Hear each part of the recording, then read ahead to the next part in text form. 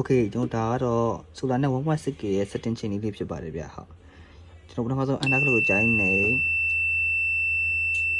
Okay ရရဆိုရင်ကျွန်တော်တို့ download နဲ့တော့ပေါ့နော် download number 1မှာက USB ပဲထားပြီးရင် number 5မှာက under တစ်ချက်နဲ့ပြီးရင် download နဲ့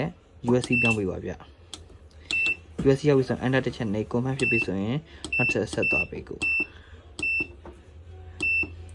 Okay ဒီကောင်မှာတော့ကျွန်တော်တို့ပတိဥပမာမူတည်ပြီးတော့သွားလို့ရတယ်ဟိုက100ဦးဆို20လောက်ထားပြီး200ဦးဆို30လောက်ထားပြီးပေါ့နော်ဟုတ် Okay နံပါတ်7မှာတော့ကျွန်တော်တို့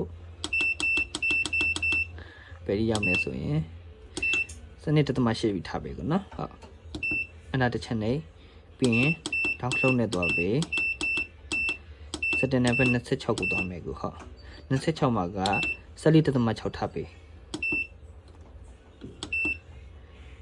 download နဲ့သွား14.4 14.5 14.6ထားပြီ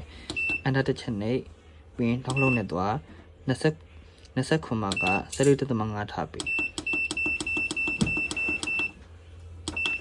14.5ထားပြီးအန်တာတစ်ချက်နဲ့ပြီးရင် download နဲ့ setting number 29ကိုသွားပြီsetting number 28ကတော့အခုက option နေမယ်ကျွန်တော်ကအန်တာတစ်ချက်နဲ့ on ပြီးဆိုရင်အန်တာတစ်ချက်နဲ့အဲ့ဒါတော့ setting reset ချပြီးသားဖြစ်သွားနိုင်မယ်ပေါ့နော် setting number 28ကဒီတိုင်းမဲ့ထားပြီးအဲ့ဒါတစ်ခုဖြစ်တဲ့ဆိုမှလုပ်ပြီပေါ့နော်ဟုတ် okay setting number 29ကတော့ cut output တွေကကျွန်တော်တို့ 7.5 လောက်ထားပြီကိုဟုတ် okay 7.5 လောက်ထားလိုက်ပြီးရင်အန်တာတစ်ချက်နဲ့နှိပ်ပြဆိုရင် skin နဲ့ပြန်ထွက်လိုက်ဟုတ်ဒါဆိုတော့ရပါပြီခင်ဗျာကျေးဇူးများတင်ပါတယ်ဗျ